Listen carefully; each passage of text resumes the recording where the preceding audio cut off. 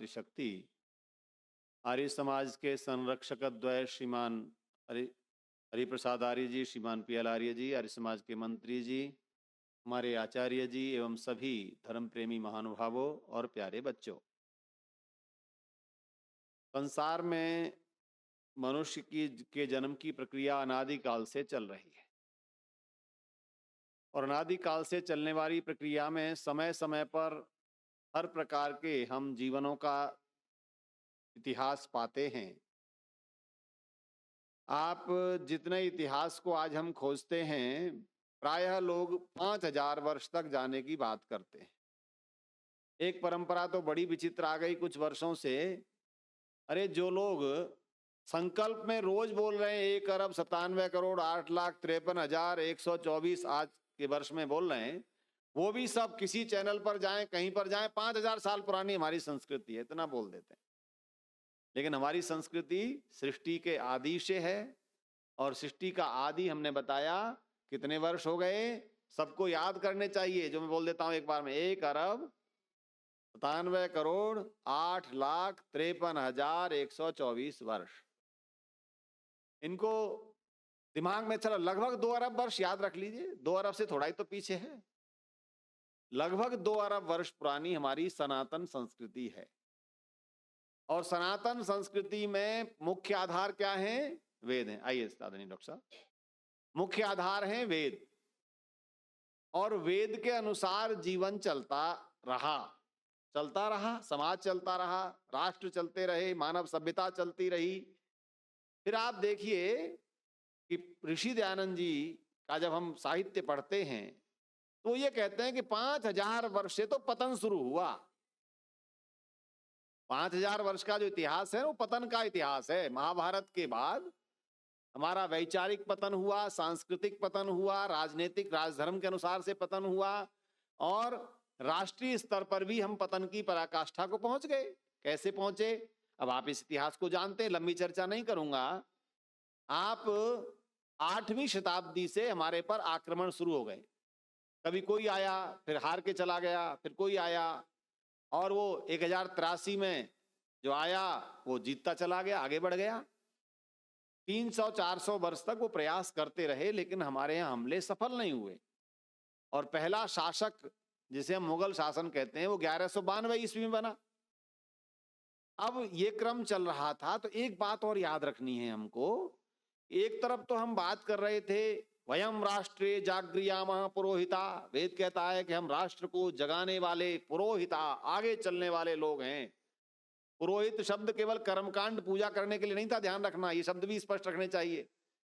वयम राष्ट्रे जागृयामः पुरोहिता, पुरः आगे से, राष्ट्र का हित करने वाली जो शक्तियां थी उन्हें क्या कहते थे हम? पुरोहित कहते थे।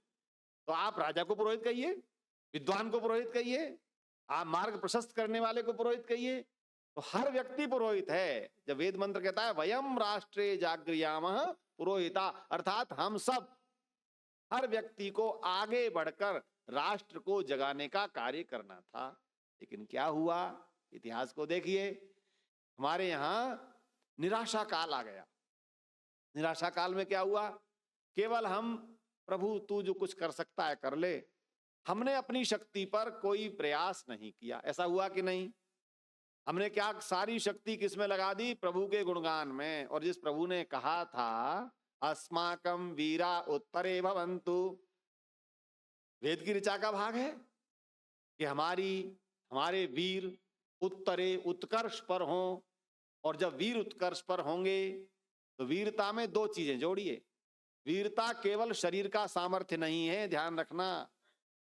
आज हम जिस महामना का बलिदान दिवस मनाने बैठे हैं, मैं उस भूमिका में ला रहा हूं। वीरता का भाव शस्त्रेण रक्षिते राष्ट्रे शास्त्र चर्चा प्रवर्तते। जिस राष्ट्र की रक्षा के लिए शारीरिक शक्ति वाले वीर शस्त्र लेकर हाथ में चलते हों और जिस राष्ट्र के ब्राह्मण विद्वान शास्त्र की चर्चा को लेकर मानव को उत्कर्ष पर ले जाने कार्य करते हो, दोनों कार्य चलने वाला वीर कहलाता है ना। अब आप देखिए धीरे धीरे 19वीं शताब्दी आ गई। 19वीं शताब्दी में जागरण का काल प्रारंभ हुआ और जागरण के लिए कोई एक सामाजिक कुरीति को लेकर जागरण करने लगा, कोई जातिवाद को लेकर जागरण करने लगा, अस्पृश्यता को लेकर जागरण करने लगा, छुआछूत मिटाने को लेकर जागरण करने लगा।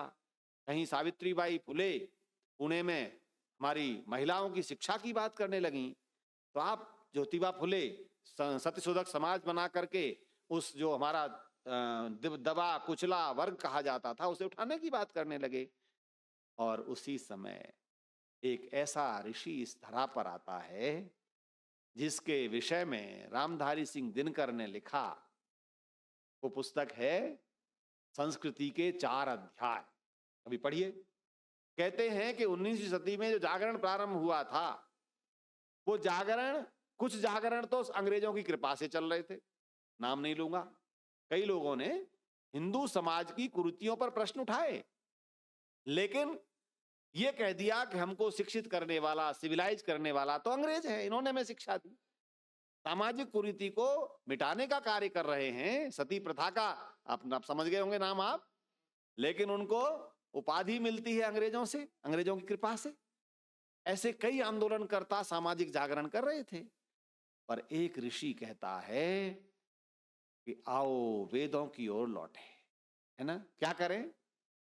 वेदों की ओर लौटे। रामधारी सिंह दिनकर लिखते हैं 19वीं सदी के समाज सुधार आंदोलनों में केवल महर्षि दयानंद ऐसे क्रांतिकारी विचारधारा के पोषक हैं जो ये कहते हैं कि पहले अपनी संस्कृति को गर्व करो, संस्कृति को जानो। हम कोई गडरियों के गीत गाने वालों की, गडरी भेड़ चराने वालों की संतान नहीं है। हम आर्यावर्त के पुत्र पुत्रियां हैं, और वो आर्यावर्त जो चक्रवर्ती सम्राट देने वाला रहा है। कैसा? पूरी धरा पर जिनका शासन रहा है, और किसी हथियार के बल पर नहीं, ज्ञान के बल पर, संस्कारों के बल पर, शिक्षा के बल पर, वैदिक विद्वान विचारों के बल पर शासक रहा है। लोगों ने माना है। आप जाइए किसी गांव की कल्चर को देखिए, एक व्यक्ति तो दबंग होकर के लोगों पर शासन करना चाहता है, और एक व्यक्ति बहुत विनम्र होता है, पर सब कहते हैं उनसे पूछो, वो कह देंगे तो हम मान लेंगे। ये दो का परंपरा चलती है कि नहीं? एक सरलता, सौम्यता, संस्कार युक्तता, श्रद्धा के साथ उस व्यक्ति के पास लोग जाते हैं, अमुक व्यक्ति बैठे, वो कोई निर्णय करेंगे तो वो सत्य ही होगा। तो भारत ऐसा ही पूरे विश्व का शासक था। भारत ऐसा शासक नहीं था कि वो शस्त्र लेकर निकलता हो लूट करने के लिए। भारत चक्रवर्ती सम्राट देता है। महाभारत मर्यादा पुरुषोत्तम राम कौन है? चक्रवर्ती सम्राट। महाभारत काल में युधिष्ठिर कौन है? चक्रवर्ती सम्राट है। तो आप चक्रवर्ती सम्राट की इस यात्रा को देखिए। एक एक युग में ऋषि दयानंद जी ने कहा कि हमारी संस्कृति कैसी है। एतद् देश प्रसूतस्य सकाशादग्र जन्मनः स्वम स्वम चित चरित्रम शिक्षेरन पृथिव्याम सर्वमानवा। क्या कहते हैं? भाव को जानिए।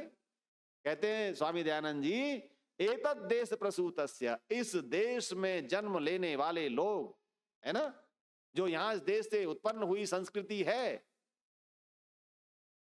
वो संस्कृति कैसी है? सकाशाद अग्र जन्मनः, सबके अग्र जन्मों को धारण करने वाली संस्कृति है। और स्वम स्वम चरित्रम शिक्षेरन, इस धरती पर अपने अपने चरित्र की शिक्षा लेने वाले पूरे पृथ्वी लोक से आने वाले लोग इस देश से चरित्र की शिक्षा लेते थे। दिनकर जी ने लिखा, ऋषि दयानंद जी के जागरण में स्वाभिमान है, भारतीय गौरव गाथा है, ऋषियों के ज्ञान पर गर्व है। उसमें अन्य लोगों के द्वारा संस्कारित करने का उपदेश नहीं है। ऋषि जी ये नहीं कहते कि हमें बाहर के लोगों ने हमें शिक्षा दे दी, अपितु हमने पूरे विश्व को शिक्षा दी। ये अंतर है। अब ये कार्य चल रहा था। ऋषि दयानंद जी का जन्म कई बार बात चर्चा होती है, हमने पिछले दिनों ही चर्चा की थी। 1824 में हुआ। 36 वर्ष की आयु में गुरु बिरजानंद जी के पास पहुंचे, 3 वर्ष उनके पास अध्ययन किया। इसी काल में अब आप सोचिए, जब ऋषि जी गुरु जी के बिरजानंद जी की कुटिया पर हैं, उस समय वो बालक जिसका जन्म 22 फरवरी 1856 को हुआ, कहां हुआ? पंजाब का एक गांव है तलवन गांव, और वो तलवन जालंधर सिटी से, जालंधर जो है इसका वर्णन हमारी भारतीय परंपरा में बहुत ज्यादा आता है। जालंधर जो स्थान है ना, इसकी लंबी चर्चा नहीं करूंगा, तो वो हमारे पुराणों में भी आता है ना, जो इतिहास के ग्रंथ औरों में भी आता है तो जालंधर के करीब 20-25 किलोमीटर दूर एक गांव तलवन, तलवन में 22 फरवरी 1856 को दरोगा जो कोतवाल थे नानकचंद, और उनके घर में 6 संतानें पहले से थीं, 3 पुत्र और 3 पुत्रियां। सबसे छोटी संतान 7वीं संतान मुंशी राम का जन्म हुआ, जिनका नाम पिताजी ने राशि के अनुसार बृहस्पति रखा, है ना। ये सब चीजें भी स्मरण रहनी चाहिए। मैंने पिछली बार आपसे पूछ लिया था ऋषि दयानंद जी का मूल शंकर का दूसरा नाम क्या है, तो स्मरण नहीं आता, कोई बात नहीं, लेकिन विचार रखना है। क्या नाम था? बृहस्पति। और फिर घर में नाम रख दिया मुंशी राम। मुंशी राम के विषय में आता है कि मेधावी बहुत थे। पिताजी इस बात से परेशान थे कि चंचलता बहुत थी। ये बात आप समाज में देखेंगे, चंचल जो बच्चा है ना, आप उसको इग्नोर मत करिए, ये मत सोचिए तो बेकार है। चंचलता जहां है समझ लीजिए वहां बुद्धिमत्ता ज्यादा है, ये पक्का है। क्योंकि हमारे एक स्वामी जी कहा करते थे कि बाल्यकाल में यदि बच्चा चंचल नहीं है तो डॉक्टर को दिखाओ, और कोई 50-60 की वर्ष की उम्र में भी चंचल है तो उसको भी डॉक्टर को दिखाओ। ये 2 अंतर है। यदि बालक चंचल नहीं है तो डॉक्टर साहब के पास आते साहब हमारे बच्चे में एक्टिविटी कम है, डॉक्टर साहब बताइए। और 50-60 वर्ष का व्यक्ति भी चंचल रहता है तो आपने कई लोग देखे हर समय चंचल रहते हैं, और इधर उधर उधर ये कोई काम स्थिरता से करते नहीं, तो उनको भी डॉक्टर को दिखाइए। क्योंकि जैसे जैसे परिपक्वता आती है वैसे क्या बनते हैं हम? स्थित प्रज्ञ बनते हैं। हमारी प्रज्ञा स्थिर होनी चाहिए, सामने वाले को सुनने की आदत होनी चाहिए। तो बालक मुंशी राम की चंचलता को देखकर पिताजी को बड़ी चिंता होने लगी, तो कहीं स्कूल न जाए, पढ़े ना। लेकिन एक दिन क्या देखते हैं पिताजी कि मुंशी राम बड़ी सारे शब्दाकृति, कई भाषाओं की शब्दाकृति बना रहे हैं। पिताजी ने कहा ये कहां से सीख ली इसने? अरबी की भी शब्दाकृति जो उनकी वर्णमाला है उसको भी लिख रहे हैं, और हिंदी की वर्णमाला भी लिख रहे हैं, अंग्रेजी की वर्णमाला भी लिख रहे हैं। छोटा सा बच्चा। तो खैर अब उस लंबी कथा में नहीं जाऊंगा। वो चंचल बालक, पिता के जो पिता थे उनका भी बड़ी लंबी यात्रा है। आपको मैं कई बार कहता हूं 2 पुस्तकें जरूर पढ़ना। एक तो है मुंशी राम जी द्वारा स्वयं लिखी हुई अपनी आत्मकथा, जो आधी आयु की है केवल, उसके आगे उसमें चर्चा नहीं है, कल्याण मार्ग का पथिक। और एक पुस्तक उनके पुत्र हुए इंद्र विद्या वाचस्पति, उन्होंने लिखी है मेरे पिता। ये नोट करनी चाहिए। 2 पुस्तकें हर युवा को पढ़नी हैं। आप युवा का मतलब आप सब भी, बड़े भी पढ़ सकते हैं। आपको पता चलेगा कल्याण मार्ग का पथिक में मुंशी राम जी अपनी जीवन यात्रा का वर्णन करते हैं कि मैं कैसे कैसे पिताजी के साथ, पिताजी कहाँ गए। पिताजी भी बहुत स्वाभिमानी थे, वो भी 5-6 भाई बहन थे, तो इतने स्वाभिमानी थे कि जहां नौकरी करते हैं, अंग्रेज ने कहीं अपमान कर दिया वहीं नौकरी छोड़ दी। 5-6 नौकरियों से त्याग पत्र दिया। अंततः फिर वो बदायूं जगह है यहाँ पर उत्तर प्रदेश में, वहां के दरोगा बनाए गए। बरेली के पहले बरेली के दरोगा बने, फिर बदायूं गए, काशी गए। लंबी यात्रा में वो बच्चे उनके साथ साथ चलते रहे। तो मुंशी राम जी ने अपनी उस कल्याण मार्ग का पथिक में सारी जगहों का वर्णन किया है कि बरेली में कैसा था। तो बरेली उस समय पूरा मुस्लिम बाहुल्य था, वहां पर पूरी उन्हीं की सल्तनत जैसी चलती थी। बदायूं में भी बहुत ज्यादा वर्चस्व था उनका। काशी में सनातन की परंपरा थी, तो काशी की बहुत सारी बात उन्होंने लिखी है। काशी में उन्होंने बहुत सारे पंडित पुरोहितों के प्रवचन भी सुने, लेकिन वो ईश्वर विश्वासी, अब इस बात को आपको याद है कि वो ईश्वर विश्वास नहीं करते थे। वो भारतीय साहित्य पढ़ते थे, पाश्चात्य साहित्य पढ़ते थे, बैरिस्ट्री की पढ़ाई कर ली थी, वकील बन गए। यहां तक की यात्रा को आप सामान्य रूप में जानिए। एक व्यक्ति जो मैंने कहा था कि जन्म लेकर आता है संसार में, कैसे कैसे क्या क्या करता है, तो वो जन्म लेकर आए, पिता की संतान सब होते हैं, वो हुए, ते मेधावी हुए, वकील बने। अब आगे की यात्रा को देखिए, ईश्वर विश्वास नहीं है। फिर पिताजी की पोस्टिंग बरेली में हो गई, दोबारा से बरेली में आ गए। बरेली में स्वामी दयानंद जी की यात्रा जो मैंने बताया, 1867 के बाद स्वामी जी समाज की सुधार की यात्रा पर निकल पड़े। 1867 में पहला कहां पर किया उन्होंने, याद रखना है एक एक चीज को।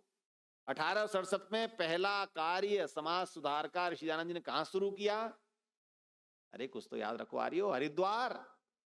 हरिद्वार के कुंभ के मेले में ऋषि दयानंद जी पहुंचे। वहां देखा उन्होंने कि धर्म के नाम पर कितना पाखंड है। बड़े बड़े मठाधीश अपने कैंप लगाते हैं कुंभ में, और आप जाते हैं देखते कैंप लगे होते हैं, अमुक महाराज का, अमुक महाराज का।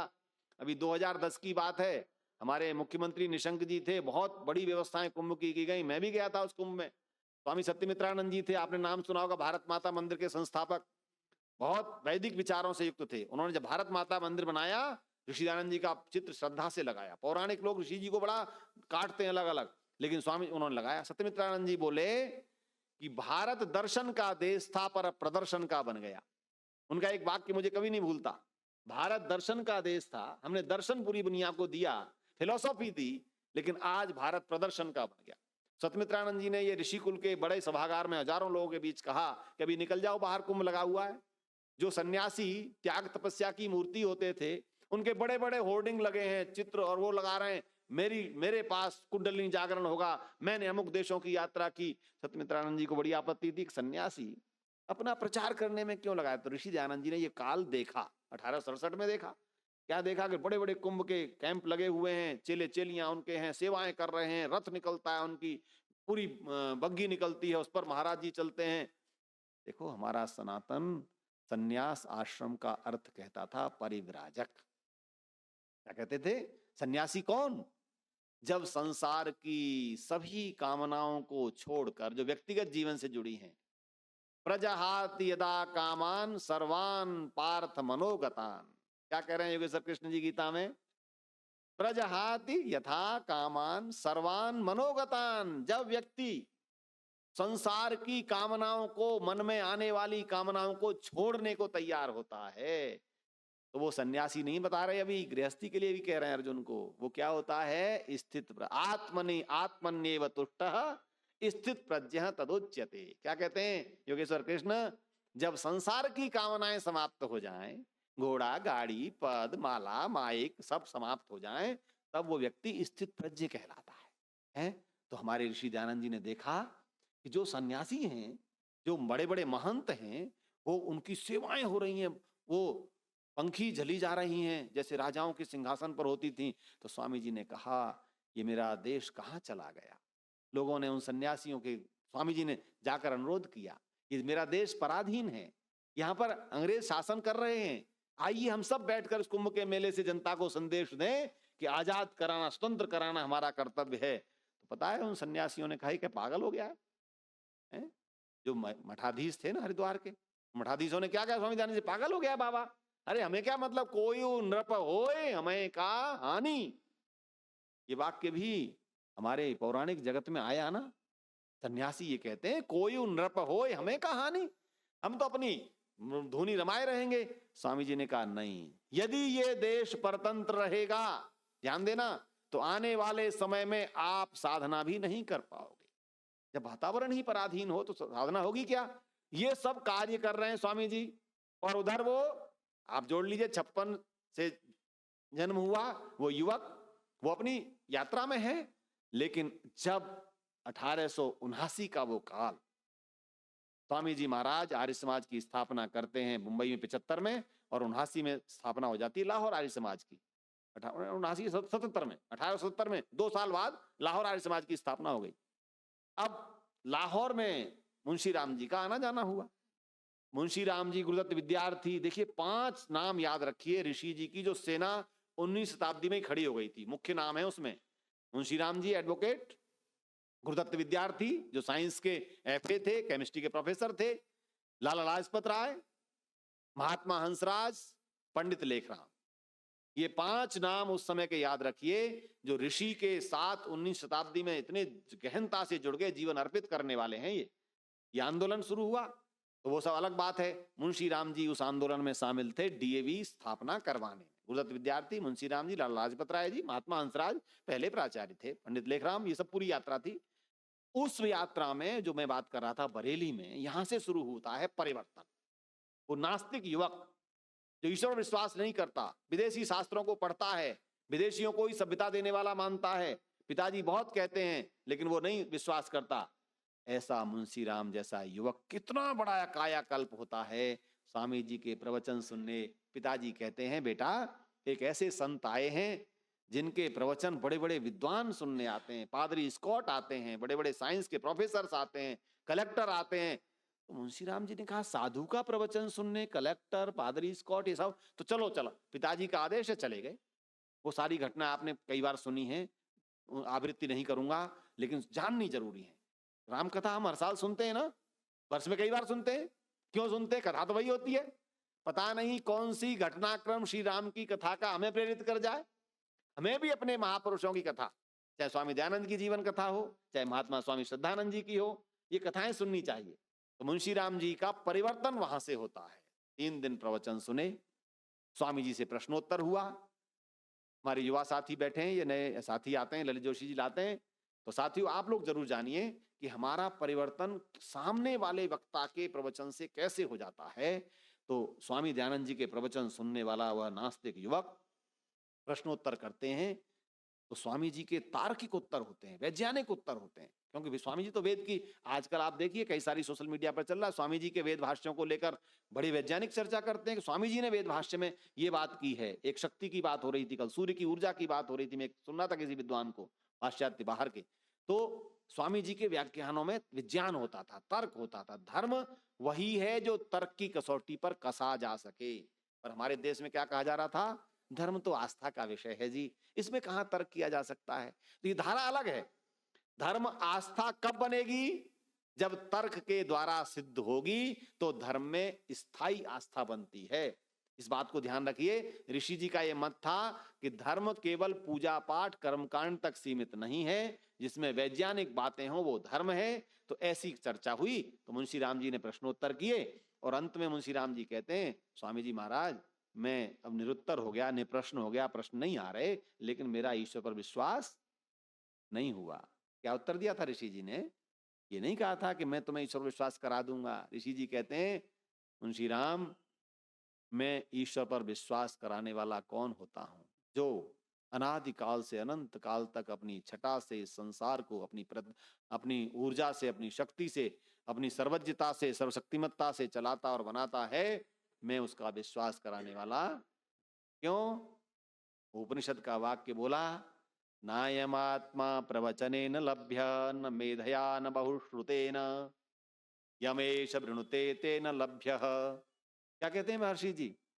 यह आत्मा प्रवचन सुनने और प्रवचन देने से उसका ज्ञान नहीं होता। हम लोग खूब प्रवचन दे रहे हैं, आप लोग सोचते हो कि हम सब आत्मज्ञ नहीं है, अभी प्रयास जारी है। ऋषि जी कहते हैं, न प्रवचन से प्राप्त होता है, न मेधया, न बहुत बुद्धिमान होने से प्राप्त होता है, बहुश्रुते न, बहुत सुनने से भी नहीं होता। पूरा जीवन कथा सुनते सुनते चला जाता है, लेकिन वह ईश्वर का स्वरूप पता नहीं चलता। यम एव एष वृणुते तेन लभ्यः। बस ये उपदेश दिया ऋषि जी ने। देखो, जब वो परमात्मा तुम्हारा वर्ण करेगा, इतनी बड़ी बात कही, जो परमात्मा तुम्हारी पात्रता देखकर वर्ण करेगा, तब तुम्हें उस पर विश्वास होगा। कल्याण मार्ग का पथिक की इस घटना को जरूर पढ़िए।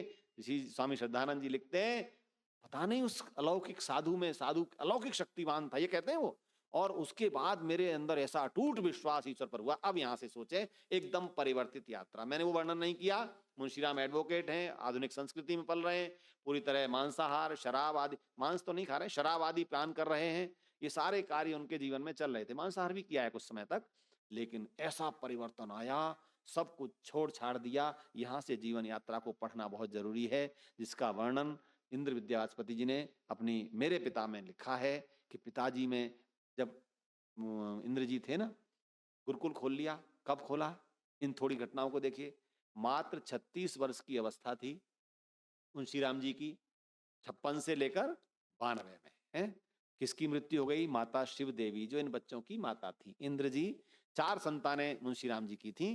वेद कुमारी जी, हेम कुमारी जी, हरिश्चंद्र जी और इंद्र जी, 4 संतानें, 2 पुत्र 2 पुत्रियां। और पुत्री वेद कुमारी जिस विद्यालय में पढ़ने जाती थी, ईसाइयों का विद्यालय था, है, उसमें खुल तो गए थे स्वामी जी के उस समय विद्यालय कुछ अंग्रेजों ने खोले थे। तो ईसा ईसा बोल, क्या लागे तेरा मोल, ये सुन लिया मुंशीराम एडवोकेट ने। इंद्र जी ने लिखा है मेरे पिता में कि मेरे पिताजी, दादाजी की मृत्यु के बाद बहुत परिवर्तित उनमें परिवर्तन आया। पिताजी की, नानक चंद जी की मृत्यु हो गई थी, तो उसके बाद आप देखिए स्वामी दयानंद जी की विचारधारा में ओतप्रोत हो चुके थे। और 92 में, 1892, यानी कि जब 36 वर्ष के थे, शिवदेव जी की मृत्यु हो गई। अब माता चली गई और बच्चे कितने बड़े बड़े हैं। सबसे बड़ी बेटी 10 साल की या 12 की थी, दूसरी बेटी 2 साल छोटी और इंद्र जी मात्र 2 वर्ष के, हरिश्चंद्र जी 4 वर्ष के। तो ऐसी आयु में 4 बच्चे, मां चली गई। युवा क्या करता है? प्रायः पुनर्विवाह करता है। उस समय तो खूब पुनर्विवाह होते थे। मुंशी राम जी ने कोई विवाह नहीं किया। बच्चे किसने पाले? बच्चों की ताई जी ने पाले। इंद्र जी, अब आप सोचिए 92 में 2 वर्ष के हैं और स्वामी जी गुरुकुल कब खोलते हैं? 1902 में। कितने वर्ष के हुए इंद्र जी? 12 वर्ष के। गुरुकुल जब कांगड़ी की स्थापना की मुंशी राम जी ने, तो सबसे पहली जो विद्यार्थी प्रवेश किसके हुए? अपने अपने दोनों बेटे इंद्र और हरिश्चंद्र, जो एक था 14 वर्ष का और एक था 12 वर्ष का। इन बच्चों का प्रवेश किया। लोगों में परिवर्तन ऐसे आता है। गुरुकुल हम चलाएंगे, खोलेंगे, पर हमारे बच्चे नहीं पढ़ेंगे, हम भी दोषी हैं। हमारे पिताजी ने हम गुरुकुल में पढ़ाए, पर हम नहीं पढ़ा पाए, बच्चों ने अपनी रुचि अलग बता दी। तो लेकिन मुंशी राम जी की उस गुरुकुल में पहली संतान, पहली शिक्षा लेने वाले अपने पुत्र सा, बाकी लोग जुड़े। गुरुकुल कांगड़ी विश्वविद्यालय कभी जाइए, कल उसमें जहां स्वामी जी ने गुरुकुल खोला था, कल वहां पर 1100 कुंडी यज्ञ हो रहा है। गंगा किनारे, दोनों तरफ गंगा बहती है डॉक्टर साहब, नाव से जाना पड़ता है। उसके बीच में जो जमीन है, 1400 बीघा जमीन दी थी। किसने दी थी? मुंशी अमन सिंह, जो नजीबाबाद के चौधरी अमन सिंह नाम से जाने जाते थे। 1400 बीघा जमीन मुंशी राम जी को दे दी। परिवर्तन ऐसे आता चला गया। मुंशी राम जी आर्य प्रतिनिधि सभा पंजाब के साथ जुड़ गए। प्रतिनिधि सभा पंजाब में प्रस्ताव रखा, अगर भारतीय संस्कृति को लौटाना है तो स्वामी दयानंद जी ने जिस शिक्षा व्यवस्था का वर्णन किया है, उस व्यवस्था से बच्चे पढ़ाने होंगे। तो कौन सी व्यवस्था है? गुरुकुलीय शिक्षा। तो गुरुकुलीय शिक्षा का जो ऋषि जी का संकल्प था, उसका प्रारंभ करने वाले ऋषि जी के बाद वो है मुंशीराम एडवोकेट। अब क्योंकि समय घड़ी तो कह रही है आधा घंटे, तो पता ही नहीं कब निकल गया। मुंशीराम एडवोकेट ने गुरुकुल शुरू किया। 1900 में गुरुकुल खोल लिया था। वो जगह थी डेरावाल, जो आप पाकिस्तान में चला गया, गुजरावाला, डेरावाल नहीं, गुजरावाला। गुजरावाला में गुरुकुल शुरू कर दिया था, लेकिन बच्चे 10-12 बच्चे रखे। स्वामी जी ने कहा गुरुकुल शहर में नहीं चलता, हमें कहीं नदी किनारे जगह मिले। तो गंगा हरिद्वार आए, स्टेशन पर देख रहे हैं गुरुकुल कहाँ खुले, तो चौधरी अमन सिंह मिल गए मुंशी जी। उन्होंने 1400 बीघा जमीन दे दी रियासत की। अब आप सोचिए कैसे कैसे दानी लोग खड़े हुए थे उस समय। आप जाइए तो ऐसे ऐसे लोगों ने, मुंशी राम जी ने जब वो गुरुकुल प्रारंभ किया तो 1912 में पहला स्नातक मंडल निकला। उस बात को जरूर बताना चाहूंगा, जब 12 में पहला स्नातक निकले 10 साल बाद, तो उन स्नातकों को संबोधन इतना छोटा सा मुंशी राम जी ने दिया और ये कहा है, मेरे प्रिय स्नातकों, तुम जीवन में कुछ भी बनो, आगे खूब उन्नति करो, पर एक बात ध्यान रखना, बनावटी मत बनो। पहला संदेश है मुंशी राम जी का। तुम दुनिया में कुछ भी बनो पर बनावटी मत बनो। जो बाहर दिखावा कुछ और, अंदर कुछ और, ऐसा जीवन मेरे स्नातकों मत जीना। अब एक पुस्तक है दीक्षालोक, इनको भी लिखते जाएंगे आप लोग तो बड़ा अच्छा लगेगा। दीक्षालोक गुरुकुल कांगड़ी में हर वर्ष 12 के बाद जो प्रारंभ हुआ, 12 में पहला दीक्षांत और लगातार दीक्षांत समारोह होता था। अंग्रेजों के बड़े बड़े अधिकारी रैमजे फील्ड वहां पर आए उसमें दीक्षांत समारोह में, और भी लोग आए। भारत में जब स्वतंत्र हो गया है तो राष्ट्रपति राजेंद्र प्रसाद और सर्वपल्ली राधाकृष्णन, उन्होंने सब दीक्षांत में जाते रहे। ऐसे गुरुकुल जहां से उन्होंने ये यात्रा प्रारंभ की, उन गुरुकुलों के कारण हमारी संस्कृति बची हुई है। तो मुंशीराम एडवोकेट, अब ये बात मुंशीराम जी रहे वो लंबी कथा हो जाएगी। मोहनदास करमचंद गांधी के आंदोलन को उनके विद्यार्थियों ने परिश्रम करके पैसा भेजा। मोहनदास करमचंद गांधी जब भारत आए 1916 में, तो सीधा गुरुकुल कांगड़ी पहुंचे। मुंशीराम जी संन्यास नहीं लिया था उस समय, उन्होंने उन्हें देखते ही कहा आप तो महात्मा हो। तो पहला महात्मा संबोधन मुंशीराम जी के द्वारा दिया गया। मुंशीराम जी को भी लोग महात्मा कहते थे गुरुकुल में जब वो रहते थे। तो दोनों परस्पर महात्मा महात्मा मिले, आंदोलन आगे बढ़ा। अब वो अलग बातें हैं कि कुछ ही वर्षों में विचार भेद हो गया, क्योंकि मुंशीराम जी का कहना था कि देश में रहने वाले जितने विधर्मी हैं सब हमारी ही भाई हैं, इनको घर में लाया जाए। उन्होंने 1920 में शुद्धि आंदोलन शुरू किया, 1917 में संन्यास ले लिया था। अब आप उस पूरी घटना को पढ़िए क्योंकि समय नहीं है। जब उन्होंने संन्यास लिया तो एक और घटना बताना चाहूंगा जो बहुत जरूरी सबको जाननी चाहिए। पहला और अंतिम सन्यासी है दिल्ली की जामा मस्जिद की मिंबर से जिस मंत्र को बोलकर उपदेश प्रारंभ किया, वो है स्वामी श्रद्धानंद।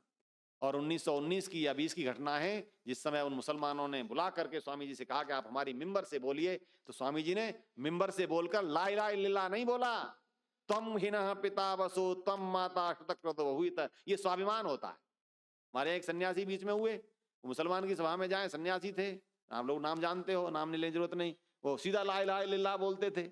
हमारे हल्द्वानी में भी कुछ लोगों ने बुला के बिठाते थे, पहाड़ में भी जाते थे, रानी खेत आदि में शिविर लगाते थे, लेकिन नहीं, मुंशी राम जी ने अपने वेद मंत्र से प्रारंभ किया और 1 घंटे प्रवचन दिया और ओम शांति शांति से पूर्ण किया। उसके बाद अगले दिन, ये शायद 6 अप्रैल की बात थी, 7 अप्रैल को फतेहपुरी मस्जिद में व्याख्यान हुआ। दोनों मस्जिदों में स्वामी दयानंद जी का प्रवचन हुआ राष्ट्र की स्वतंत्रता के लिए। तो ऐसा सन्यासी जो सबको साथ लेकर चलता था, उनको किस बात पर बलिदान कर दिया, जिसके लिए आज हम यहाँ बैठे मना रहे हैं, क्योंकि उन्होंने अपने भाइयों को, जो हमारे बिछुड़े भाई थे, हिंदू धर्म को, सनातन धर्म को छोड़कर चले गए थे, उनको घर में लाने का काम किया। जिसे आज घर वापसी कहते हैं, स्वामी जी का नाम था शुद्धि आंदोलन, उसे शुद्धि आंदोलन के प्रणेता थे और हिंदू महासभा के द्वारा उसका हुआ, स्वामी जी ने शुद्धि सभा की स्थापना की थी। तो ऐसी बहुत सारे कार्य किए, गुरुकुल इंद्रप्रस्थ, गुरुकुल कुरुक्षेत्र, गुरुकुल सूपा गुजरात, ये सब स्वामी श्रद्धानंद जी ने स्थापित किए। तो ऐसे सन्यासी को अमर हुतात्मा हम कहते हैं, अमर हुतात्मा स्वामी श्रद्धानंद जी को उनके बलिदान दिवस पर हम स्मरण करते हैं। और स्वामी